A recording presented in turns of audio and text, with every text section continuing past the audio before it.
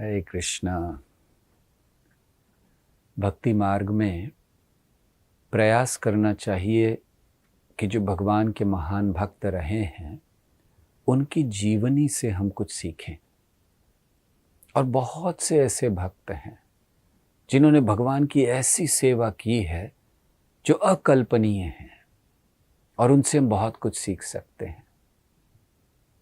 जटायु एक बहुत सुंदर उदाहरण है भगवान की सेवा के। हम सब कथा जानते हैं, रामायण में जब सीता का हरण हो रहा है, जटायु ने बड़ा प्रयास किया। जटायु दरअसल जब रावण लेकर जा रहा था सीता को, तो जटायु गए लड़ने, रोकने के लिए पूरी क्षमता से। वे जानते थे कि रावण के सामने उसकी शक्ति कम है, लेकिन इस कारण से वो रुके नहीं।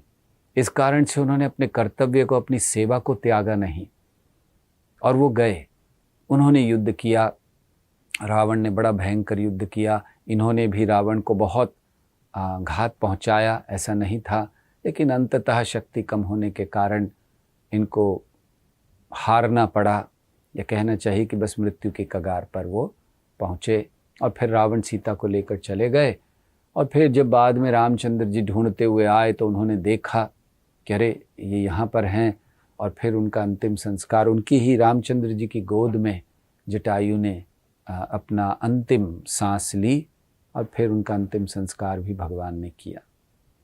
तो ये कथा हम सब जानते हैं, मगर सीख क्या सकते हैं इससे? सबसे पहली चीज़ इससे जो हमें उपदेश मिलते हैं इस सेवा से, कि हमें भगवान की सेवा अपनी पूरी क्षमता से करनी है।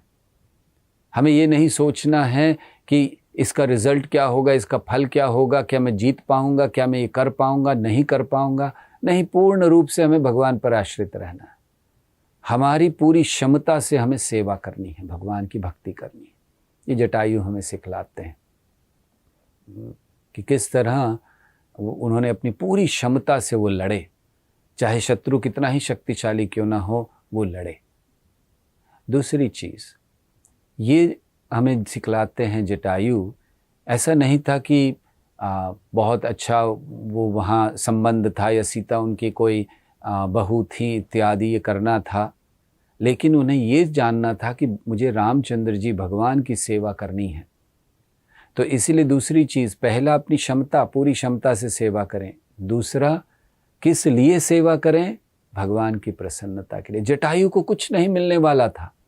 अगर वो रावण को मार भी देता और सीता को बचा लेता तो क्या मिलता? भौतिक दृष्टि से कुछ नहीं। लेकिन जटायु ने फिर भी किया भगवान की सेवा के लिए। तो दूसरी चीज़ हमें जाननी चाहिए कि हम किसी चीज़ की प्राप्ति के लिए भी भगवान की सेवा नहीं करें, बस सेवा करनी है भगवान की प्रसन्नता के लिए। हमें कुछ मिले या ना मिले, लेकिन भगवान की प्रसन्नता के लिए हमें कार्य करना है। तो जटायु का बहुत सुंदर उदाहरण है। जटायु हमें इससे सिखलाते हैं। और लाभ क्या मिला जटायु को इस तरह की सेवा का? उन्होंने बस सेवा की, कोई कामना नहीं की कि क्या फल मिलेगा, लेकिन उनको फल क्या मिला? श्री रामचंद्र जी की गोद में उन्होंने अपनी अंतिम सांस ली, अपना देह छोड़ा। और फिर श्री रामचंद्र जी, स्वाभाविक है, जो रामचंद्र जी की गोद में अपने प्राण दे रहा है तो फिर उसके लिए मुक्ति या भगवान के धाम जाना में कोई संशय नहीं है। तो जटायु ने ऐसी सेवा की। और किस अवस्था में की? जटायु कोई बहुत युवा अवस्था में नहीं थे, वृद्ध अवस्था में थे, लेकिन उस समय भी उन्होंने युद्ध किया, अपनी पूरी क्षमता से युद्ध किया। तो जटायु हमें सिखलाते हैं कि हमें अपनी पूरी क्षमता से बाहरी स्थितियों को ना देखते हुए, ये नहीं कि मैं अभी स्थिति में नहीं, जैसे प्रभुपाद समझाया करते थे कि वह व्यक्ति सोचे कि अभी मेरे पास धन नहीं है तो धन आ जाएगा तब सेवा करेंगे, अभी मेरे पास क्षमता नहीं है, क्षमता आ जाएगी तो सेवा करेंगे। नहीं, जो है, प्रभुपाद बताया करते थे, पत्रम पुष्पम फलम तोयम, भगवान भगवद गीता में इसको कहते हैं। तो प्रभुपाद कहते थे भगवान ने इतना ही मांगा है, जो कर सकते हो उसको करो।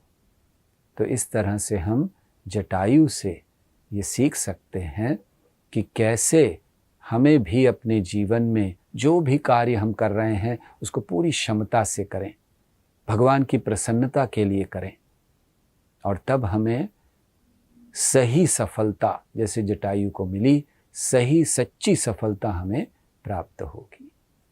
हरे कृष्ण।